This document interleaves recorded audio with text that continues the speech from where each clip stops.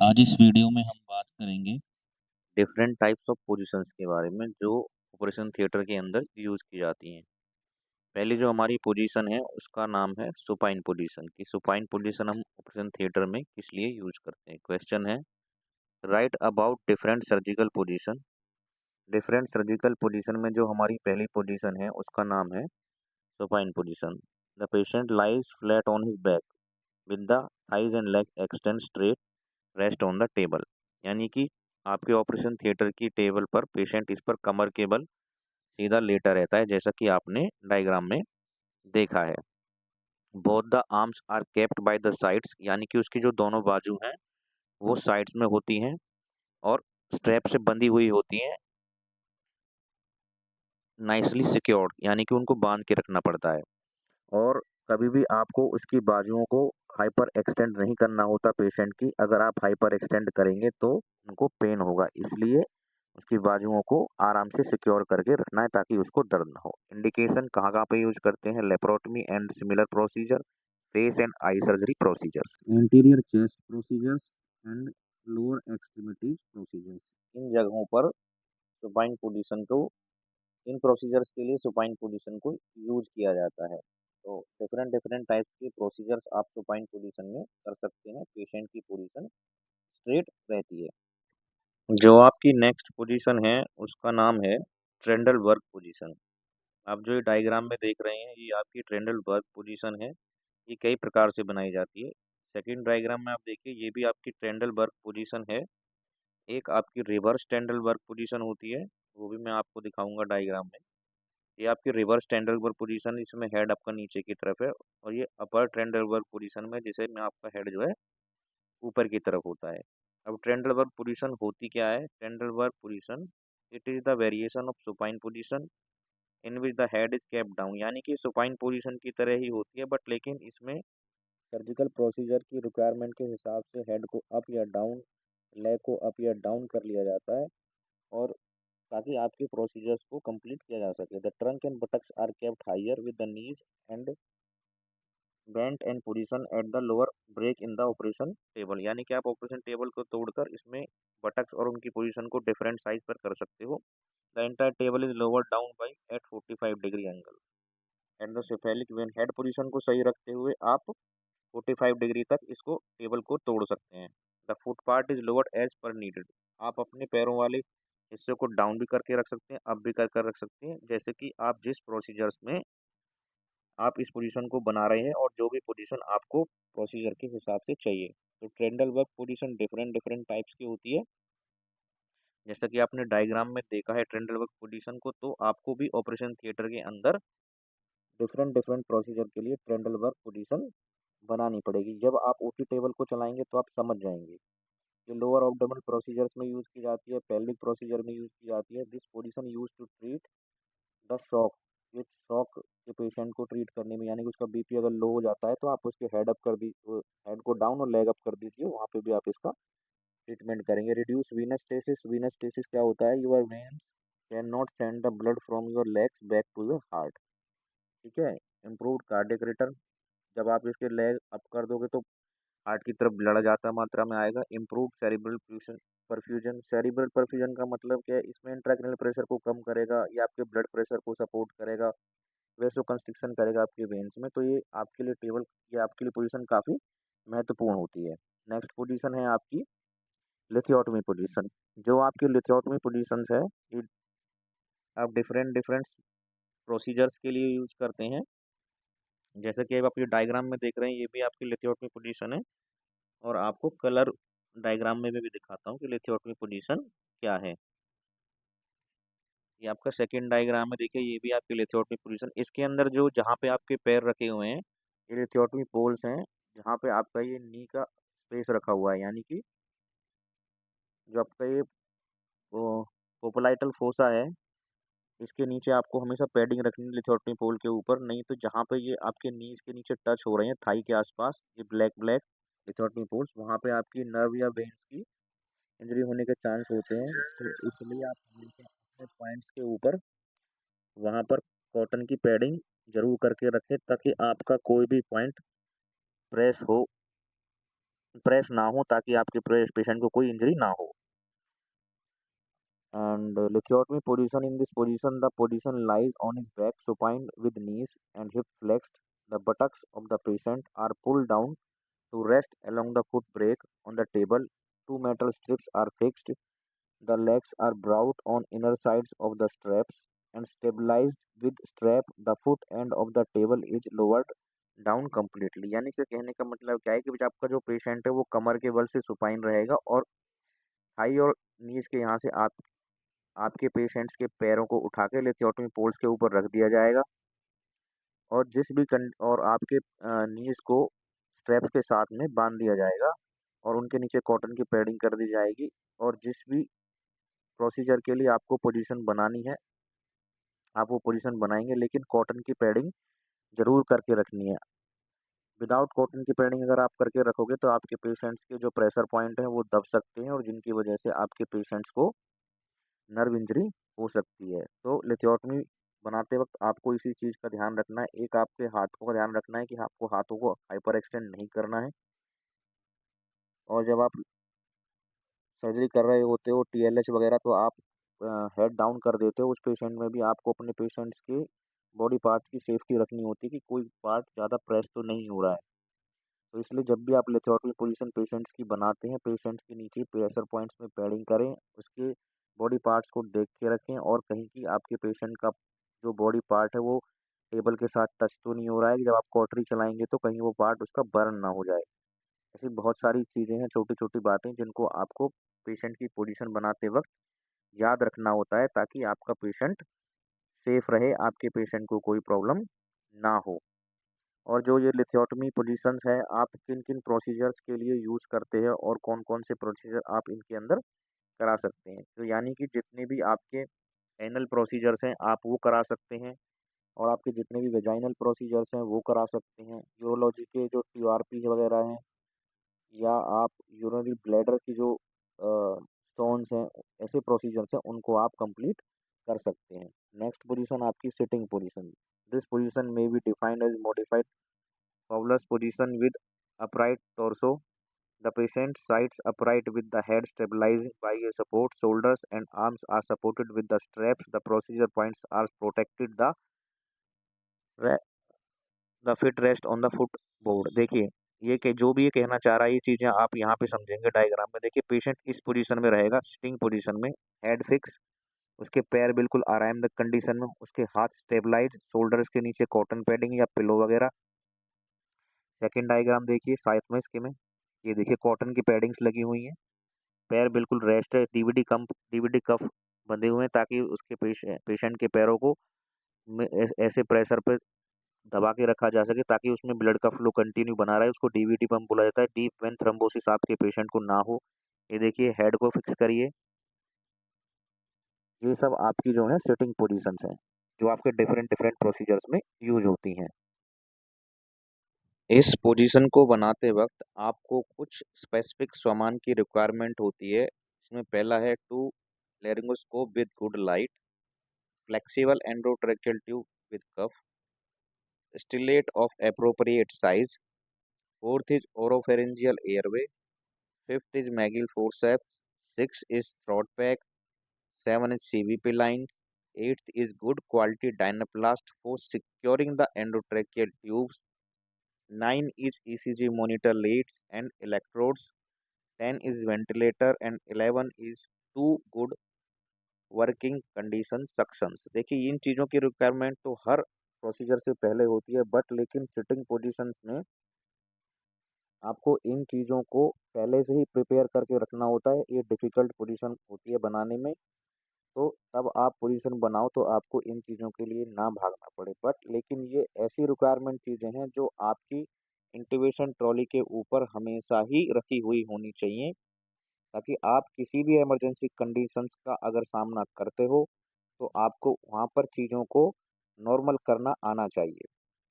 All the proper attachment to prepare the sitting positions, cotton pads for protection of pressure points and pillows, specific problems of intracranial surgery, neurosurgery में तो hypertension हो सकती है, when air embolism हो सकता है, patient positioning सबसे difficult होती है इंडिकेशन एंड न्यूरोसर्जिकल प्रोसीजर्स। तो आपको इन चीज़ों का ज़रूर ध्यान रखना है। ये बहुत टिपिकल पोजीशन होती है, इसे बनाना आसान नहीं होता। इसमें 2-3 टेक्नीशियंस की ज़रूरत पड़ती है और न्यूरोसर्जन भी साथ में रहते हैं। इसलिए आप हर चीज़ को पहले से अरेंज करके रखें ताकि काम करते वक्त आपको इधर से उधर ना भागना पड़े। कॉटन तो इसमें मोस्ट ही रिक्वायरमेंट रखती है क्योंकि आपको हर प्रेशर पॉइंट के नीचे ढेर सारी कॉटन लगानी पड़ती है ताकि आपके पेशेंट की नर्व की इंजरी ना हो। क्योंकि अगर आपके पेशेंट की नर्व इंजरी हो गई तो वो वाला पार्ट्स आपके पेशेंट का काम करना बंद कर देगा और आप एक चीज़ को ठीक करने जा रहे हैं और दूसरी चीज़ को पेशेंट की खराब कर देंगे। इसलिए हमेशा प्रॉपर ध्यान रखें अपना ओटी के अंदर काम करते वक्त ताकि आप पेशेंट को कोई फ़ायदा कर सके, नुकसान नहीं। और जो नेक्स्ट पोजीशन है आपकी, उसका नाम है सिम्स पोजीशन। तो आप सिम्स पोजीशन भी डिफरेंट प्रोसीजर्स के लिए यूज करते हैं। सिम्स पोजीशन आप जो यूज करते हो, proctoscopy, anoscopy, other examination anal के जो भी होते हैं उनकी पोजीशंस में आप बनाते हैं। नेक्स्ट डायग्राम में देखिए पैडिंग्स नीचे रखी हुई हैं, आर्म के नीचे, नी के नीचे, टो के नीचे, हेड के नीचे। तो पैडिंग्स का बहुत मेन रोल होता है ऑपरेशन थिएटर की पोजीशन में, क्योंकि आपका पेशेंट मसल रिलैक्सेशन के बाद उसकी मसल्स पूरी तरीके से रिलैक्स आ जाती हैं, उनके ऊपर प्रेशर आ जाता है, इसीलिए कॉटन पैडिंग जरूर करें। Seems position, that is modified lateral position. The patient lies on the left side of the body with upper thigh and knees fixed and pulled near the chest wall. The lower leg is kept extended and straight along the back and the thigh. The right arm rests in flexed position while the left arm extended along the back. Indication है proctoscopy, anal procedures and other anal examination. So you can use Sims position in different types of procedure, but always all the time अपने patients के प्रेसीजर points को padding करके रखें ताकि आपके patients को nerve injury ना हो। ये बार बार मैं इसलिए बोल रहा हूँ कि ऐसा होता है, इनसे बचाव करने के लिए आपको पैडिंग करनी है। नेक्स्ट पोजीशन है lateral position. The lateral position में be right lateral and left lateral. Right lateral the patient lies on the body right side, and left lateral position the patient lies on the left body side. The table is maintained straight when the patient is anesthetized and intubated in supine position, and lumbar puncture also done in lateral and sitting position. The patient is turned to required. इसमें ये कहना चाह रहा है कि जब आपको patient की पोजीशन आपको राइट साइड को बनानी है लेटरल में, तो आप राइट साइड की तरफ पेशेंट को घुमा दीजिए, और लेफ्ट साइड की बनानी है तो लेफ्ट साइड में घुमा दीजिए। यानी जैसे आप घर में करवट लेके सोते हैं, सीधे हाथ की तरफ, उल्टे हाथ की तरफ। और जब आप पेशेंट को प्रोन पोजीशन में बेहोश करेंगे उसके बाद में ये पोजीशन बनाई जाती है। आप जो लंबर पंचर पेशेंट को करवाते हैं, लंबर पंचर क्या बोलते हैं, एपिडुरल डलवाते हैं, वो भी आप लंबर पंचर में डलवाते हैं और सुपाइन पोजीशन में डलवाते हैं। ठीक है। इसके बाद बड़े प्रोसीजर्स में आप अपने पेशेंट ये प्रोसीजर्स में आप एपिडुरल डलवाने के बाद में पेशेंट को बेहोश बेहोश कराते हैं और उसके बाद पेशेंट की पोजीशन बनाते हैं। तो आपको अपने रिक्वायरमेंट के हिसाब से जिधर की सर्जरी सर्जन करना चाह रहा है उसमें आप ये पोजीशन बनाते हैं। लेटरल पोजीशन किडनी में भी बनाई जाती है। देखिए ये डायग्राम देखिए, ये लेटरल पोजीशन है जब आप अपना यहाँ पे एपिड्यूरल डलवा रहे होते हो या लेटरल में स्पाइन लगा रहे होते हैं, यानी कि आपको एक तरफ के पैर का कोई सर्जरी करानी है तो आप वहाँ पे इस साइड में लंबर पंचर कराते हैं ताकि आपके स्पाइनल का इफेक्ट एक पैर में ज़्यादा आए। तो लंबर पंचर के भी अलग अलग फायदे होते हैं और लेटरल पोजीशन के भी अलग अलग बेनिफिट होते हैं। लेटरल पोजीशन को जो आप यूज करते हैं वो डिफरेंट डिफरेंट प्रोसीजर्स में यूज कर सकते हैं। नेक्स्ट डायग्राम में और दिखाता हूँ आपको कि सिटिंग पोजीशन में भी आप एपिड्यूरल डलवा सकते हैं, वो भी देख लीजिए यहाँ पे। Sitting position of the patient in spinal and epidural anaesthesia.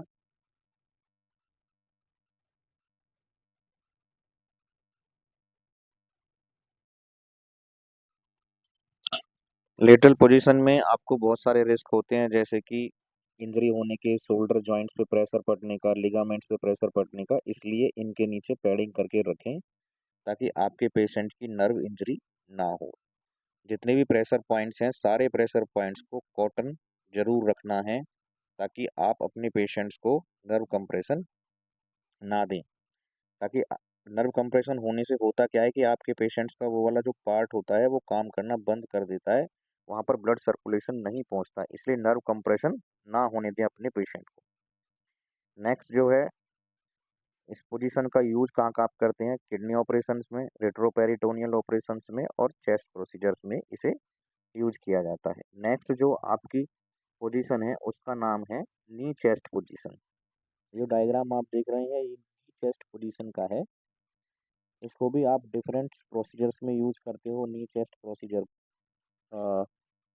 Positions को। और एक डिफरेंट दूसरा डायग्राम आपको दिखाता हूँ, जहाँ पे ये रेड रेड पॉइंट्स बने हुए हैं, ये सारे प्रेशर पॉइंट्स हैं, यहाँ पे इन्होंने देखिए पैडिंग करके रखी हुई है। तो इसी तरीके से आपको भी अपने पेशेंट के लिए पैडिंग करके रखनी है। ये डायग्राम मैं आपको इसीलिए दिखा रहा हूँ, क्योंकि जब आप ये पोजीशन बनाते हैं तो गलती करते हैं, इसलिए आप ये गलती ना करें। आपको ध्यान रहे कि प्रेशर पॉइंट्स के नीचे पैडिंग करनी है। ये देखिए, ये भी आपकी नी चेस्ट पोजीशन है, जिस तरह से डायग्राम में आपने देखा। नी chest position, in this position the patient knee with buttocks upward on the lower section of the table, and the entire table is tilted to elevate the foot, and the knees are bent at right angle to the body. The elbow are fixed over the soft pillow. The chest is made to rest on the table.